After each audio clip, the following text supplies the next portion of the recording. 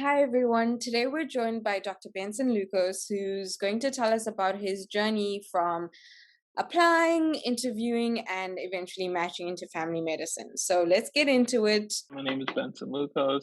Uh, this whole journey, starting from the end of my undergrad all the way up to this moment, it's sort of been like a Disney script kind of, and there are a lot of things. There are a lot of mountains and valleys that got me to this point, and I'm the kind of person that who has been through some of those valleys and use stories like this to help me get to those mountaintops. And I thought that now that I've reached that point, I feel like I can do my part and help others who are in that similar situation, so that they have some hope when their turn is to apply.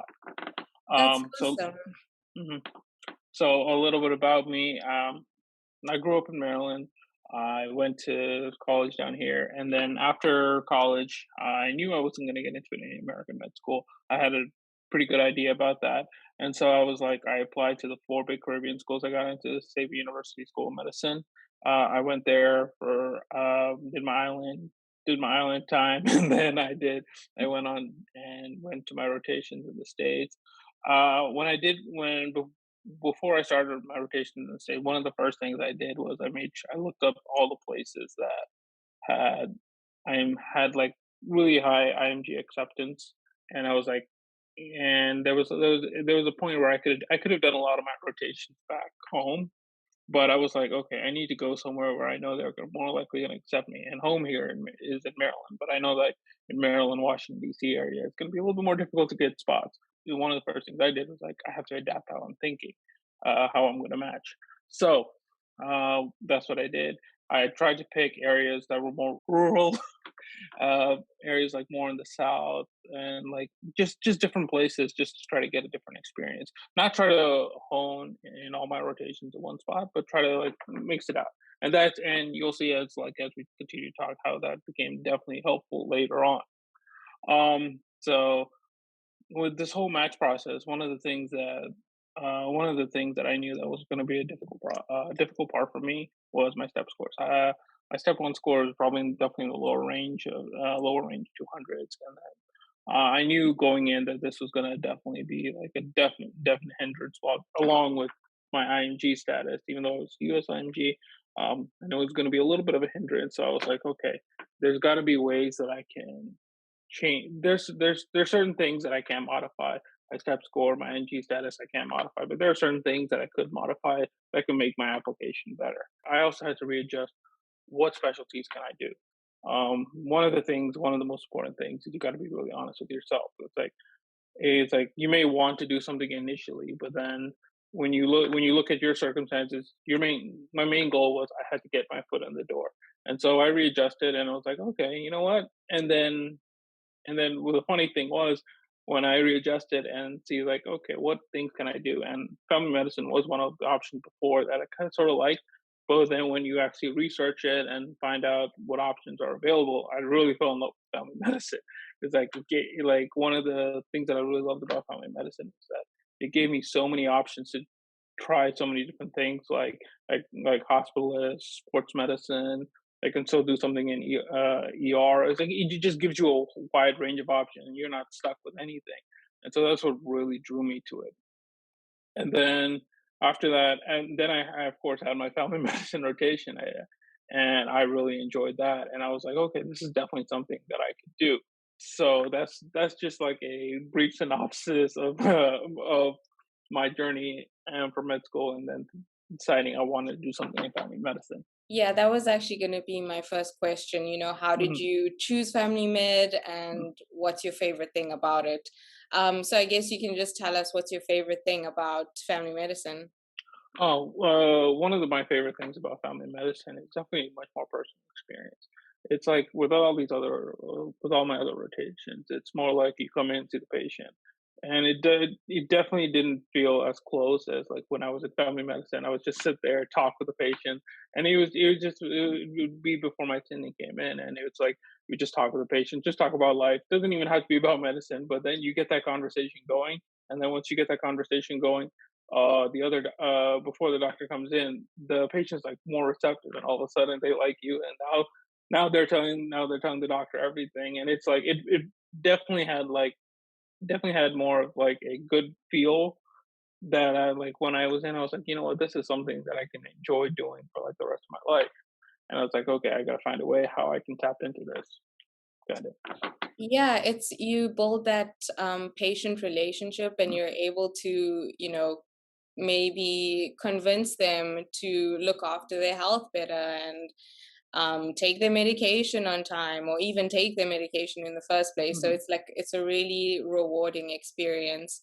And getting to see a patient like multiple times as well, I Hmm. feel like it's super rewarding. So tell us more about your application process. So when did Hmm. you start thinking about your application and how far in advance do you advise applicants to, start preparing? Because I know a lot of people are, the season's about to start. So some people might feel like it's a bit too early to like start looking at my application, or do you advise like, hey, let's go into it right now, like let's, start preparing straight away? So for me personally, I was working on a couple tests, so I really avoided the just looking at the app. I was like, I'm gonna cross that bridge when I get to it. One thing I would say is I would start with the little things very early.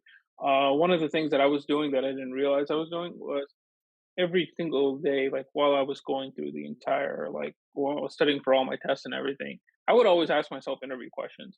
And so that's one thing that you can do like right now that is just like go through old interview questions, especially for family medicine, and just practice that to yourself over and over, like every day, just you doing regular tasks, just like it's like, okay, why this, why this, and the funny thing is you keep refining your answers, keep making your answers better, saying what can you take out, what can you take out, and you keep doing that practice. And over the course of a couple months, by the time interview season comes up, you're ready.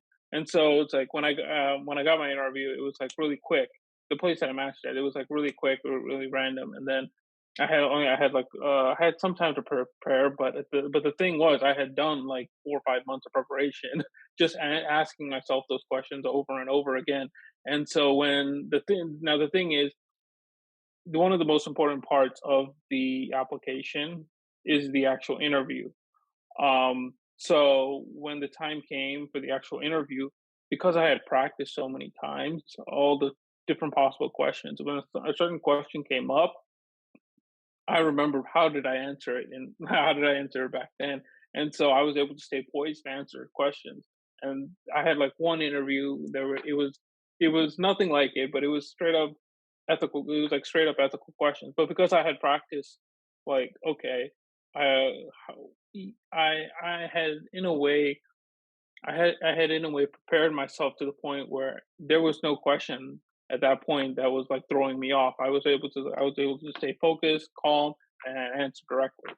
And it's sort of in the same sense when you're going through this practice, it gives yourself a little bit of confidence and makes you know why you're doing this.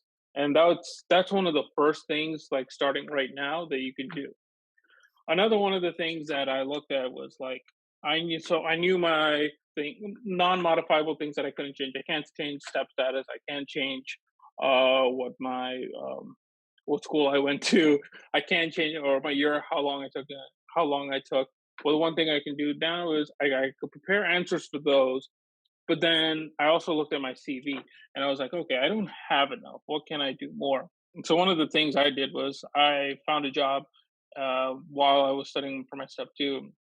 It was in contact tracing for COVID. So I did that, and I knew it was going to be little bit of a risk doing that with step two. And but at the same time, I also knew that this is something I have to do so that my application looks a little bit better, and maybe it may give me an edge when they're handing out interviews. That is like, hey, oh, he's doing something right now. He's not just sitting around, and not just sitting around. And so that was my main goal, and then that's what I did. And at the beginning around like September, April, March, it was very difficult because all the COVID cases were like piling high, and I was trying to balance that with like my step two study. but as I learned to manage it, one of the things was it definitely gave me a confidence that like, hey, I can do it. Like I was managing it, and then it was like, you know what, I can do this. And then it sort of was like, you know what, well, and it sort of gave me sort of a talking point. It's like, hey, I managed doing the job and studying for my step two. It's like when if residencies ask about step three, can you handle that? And it's like, yeah, I've already done it, kind of. And Yeah. so it's like and it gives you that sort of internal confidence when you're managing these different things. So those were like two different things that I did. I would also recommend letters of recommendation are really important. That's so it's all about how you do in those rotations. So you have to make sure that the people that you're asking are the best people that can do it. I had wonderful letters of recommendation written by great docs. So I didn't realize till later that they wrote me good letters, but like one of the things was I made sure my best experiences were the ones written. If I didn't have a good experience, or I thought maybe it most likely will be good, but I had a little bit of doubt. I was like, okay, I wouldn't include. I would ask for them for it, but I would like sort of. I wanted to make sure my best experiences were out there. Those are some of the things that I like. Those are just little things that I could do to make my application better, in a Yeah, sense. and I think you touched on a really important point that practicing, although you might know deep down this is why Hmm. I'm doing this, but actually forming those answers and having the words ready, that really makes a difference and it shows confidence. And interviewers can see that. They can see when you're confident and they notice, oh, this is a person who really means what they say just because you're coming off as confident. So I think that's a really important point. And yes, letters of recommendation. How far in advance did you ask for them? And were preceptors able to get them in on time? Like, how did that go for you? So for me, I did mine very late. I would 100% recommend against it. I would make sure I get those. I would see. I did mine in I believe August. I would recommend doing it like July. No, go to the doctors that you know that you had good experiences with. Make sure you get them early. Make sure you get them in on time. That's like the one thing I would definitely change is make sure I get them in on time and make sure that they're ready so you're not like in a mad scramble emailing people, hey, please get it get it into me. I Yeah. need it now.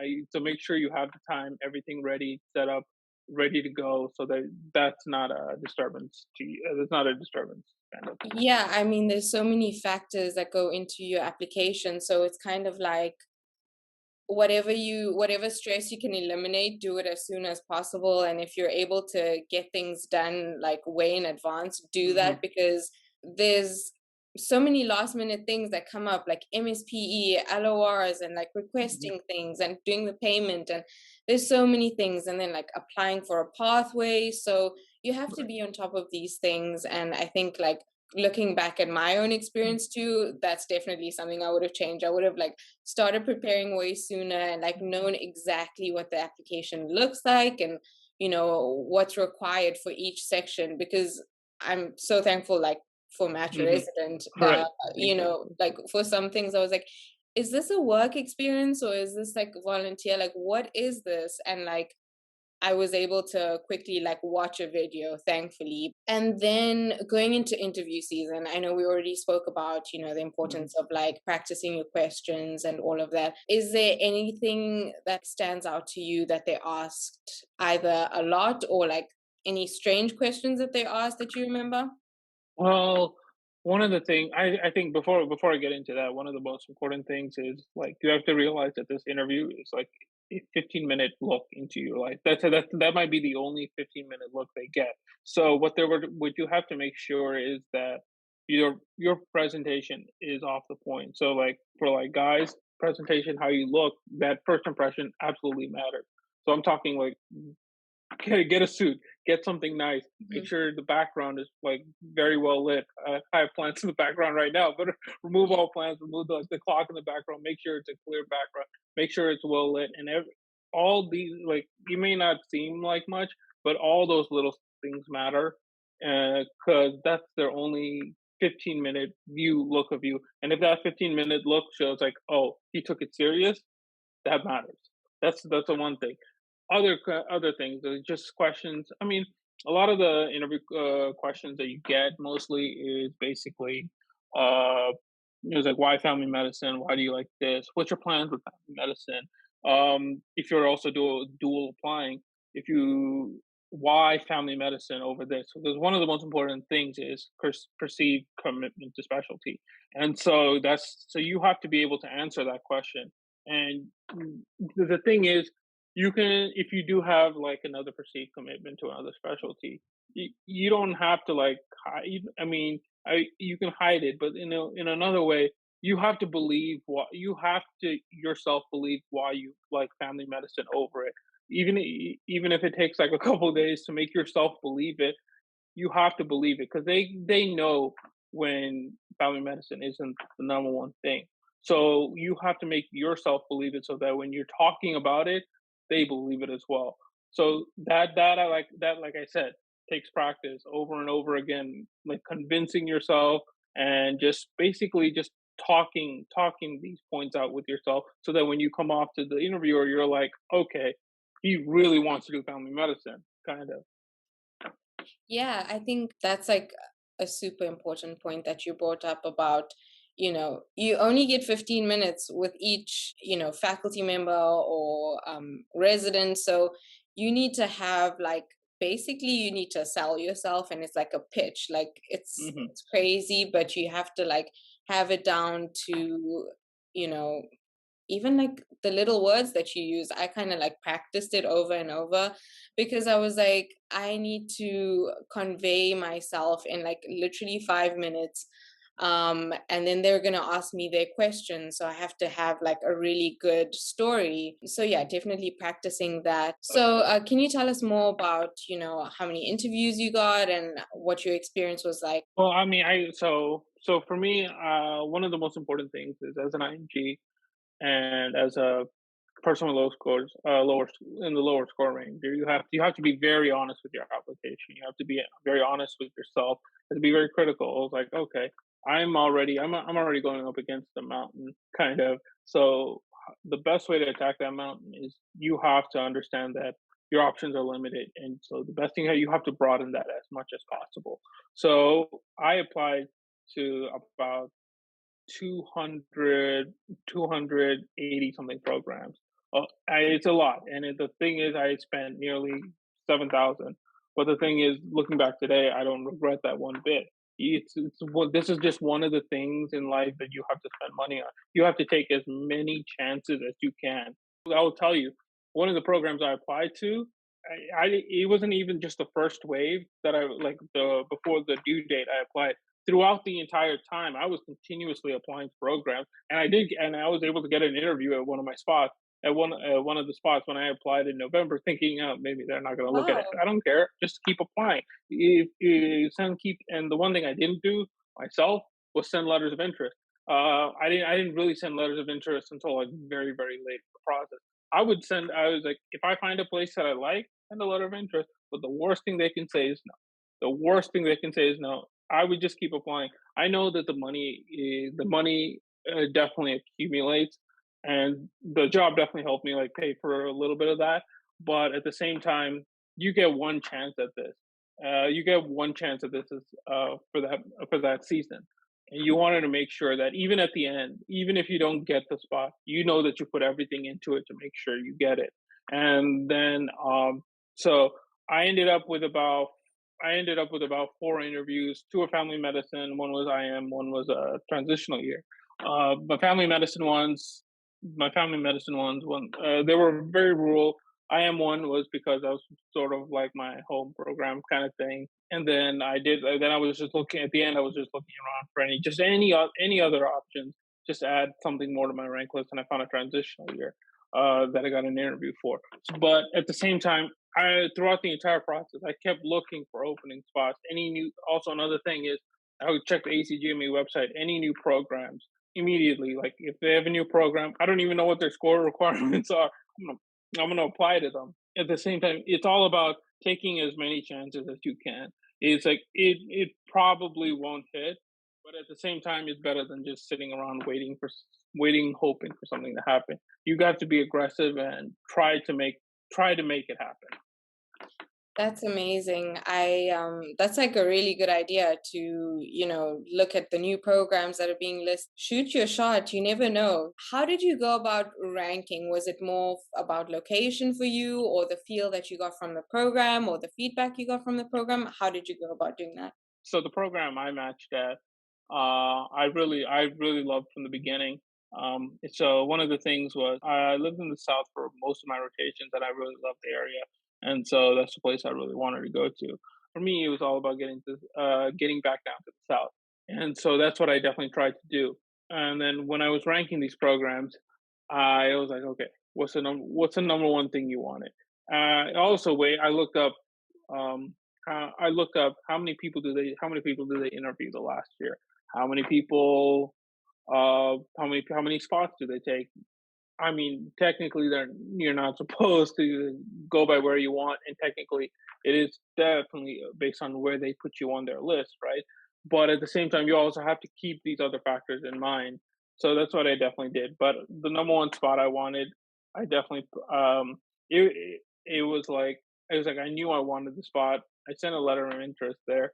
I didn't even get a response back. That's about the funny part is just having a little bit of faith that you have to. It's like the faith in the interview. That's one of the most important things. When you did your interview, how did you feel the response was?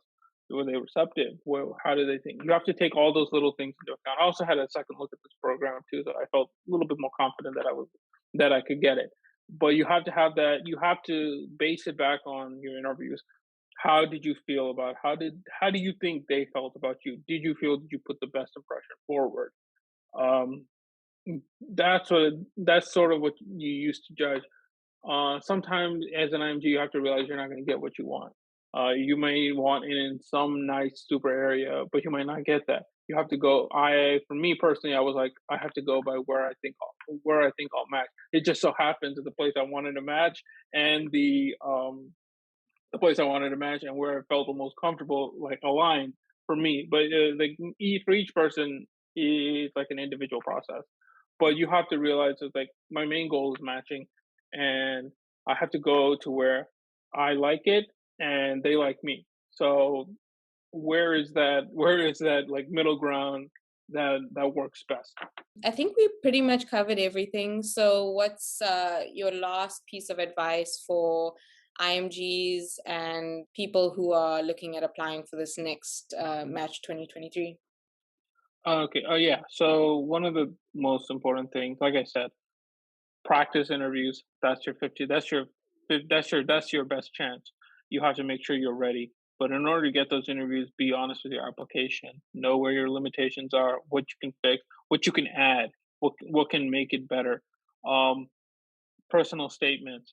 Make sure you're using some kind of professional editing service or something like that where they can help you for anything, any little advantage you can get, even if you have to pay for it.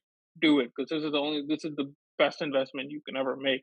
Every little aspect of my application that I can make better, I would definitely try to make better. Try to make if there's anything, even if I have to pay for it to make it a little bit better, do it. And then when you're applying, look at every spot that's available, even in places you don't necessarily want to go to. Your main goal is to match. Not worry about anything else. Match. That's your number one goal. Don't come out of this at the end. It was like, man, I wish I applied more places. And now looking at all the places I applied, I was like, you know what? Now I wish I had applied more places as well. Kind of like just for that week of stress in March, it was like, man, I wish I applied more places. But Yeah. at the same time, you have to be honest with yourself, and at the same time, you have to keep that mentality of I'm gonna match. I don't care what's gonna happen. I'm gonna match. I'm gonna find a way to make it. I'm gonna find a way to make it happen. Whether it's by sending LORs, doing everything that you can to make sure you match. That's the one thing is like you can't give up that hope in yourself. Even if like for me, it's like the rejections were rolling daily. Like it's like it was like a constant stream, especially when Yeah. you apply to all the places. It's like a constant stream, and every single time I was like, okay, that's fine. Next one. I'm gonna. You have to keep that mentality. Like there is nothing that's gonna bring you down. And so when that time comes and you get the interview, you're ready for it. He's like, you can't ever lose confidence in yourself. That's probably the most important thing. And then obviously, using match a resident. That's probably honestly the program I matched at was actually lower on the list, so it was like a little bit surprising. But at the same time, I probably wouldn't have found that program if it wasn't for match a resident. So definitely use that. I understand the cost and everything, but at the same time, one of the best investments I made because now it set me up for life. So definitely use a program. Use everything that you can, even if you have to pay for it, because there is like you get this one chance one time, especially you're flying first time. You get this chance one time. You don't ever want to walk out of it with any regrets. True, amazing. And thank you so much for taking the time, and good luck on this next part of the journey. Have you been celebrating, and what's your plans for this next it's only like a month, 2 months. Oh yeah, I'm relaxing right now. My birthday's next week, so I'm going down to Miami, Miami. So Nice. so that should be fun. But and then I'm just using this time to celebrate and just like enjoy because I've been like working in med school for like forever. So it's like I want to make sure I get this time to recuperate before the real work starts. Enjoy that time.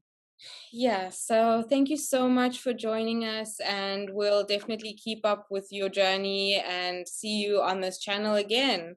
Definitely, Thank definitely.